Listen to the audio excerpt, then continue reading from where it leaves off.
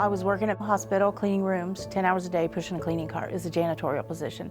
I decided I'm 54, I can't do that anymore. My body just won't take it. So my sister, she kept telling me, you need to get a job working for the state. And I said, I can't. I don't have any skills as far as computer skills or anything. Tina and I are typical sisters, 14 months apart, so we spent our childhood very close. We were just very active, fun-loving kids who unfortunately were living in a home that had a very abusive mother. Regina left home, she couldn't take it anymore, and actually moved to Idaho to be raised by my real dad. So I was angry about that, you know, and then the struggles with living at home too. And I moved out when I was 16. I went before the judge and he let me move out. I was just doing my life the best I could. I was coping what I thought was coping.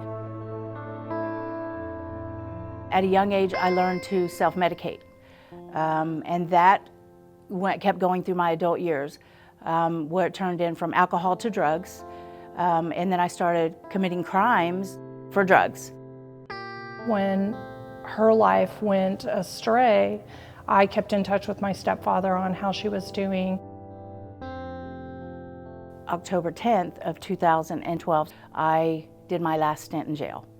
And that's when I hit my knees and asked God and said, I have nothing left to offer you. I've lost everything. Now whatever you can do with this body, it's yours. And that's when my successes started happening. I went to a 14-month rehab, and this is where Regina comes in.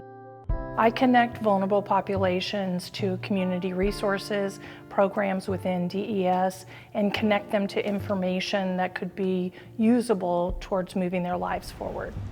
And so I knew from the work that I do that she was working her hardest and making minimal progress towards self-sufficiency.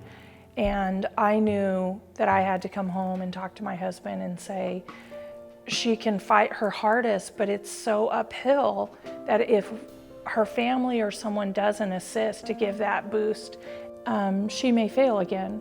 And I didn't want that to happen.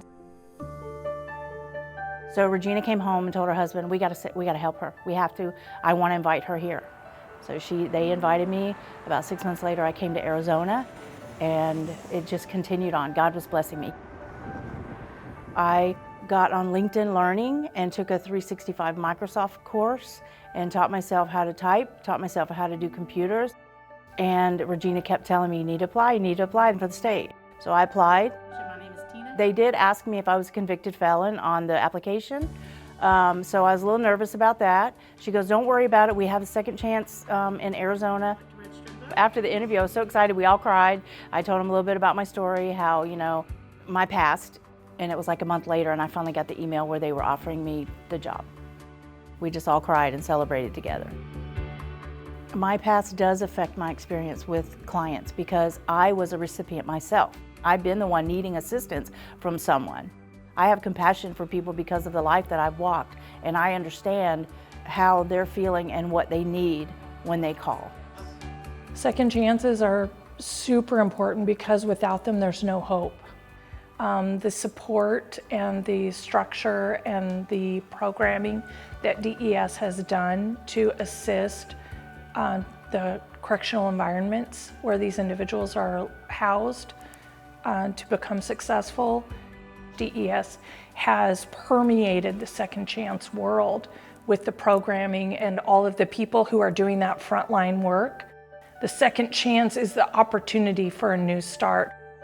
I just wanted to say thank you to the state of Arizona and DES for giving me a second chance at a life. Because like I said before, I had no career. I started late in life, and now I have an opportunity to have some retirement and some peace of mind.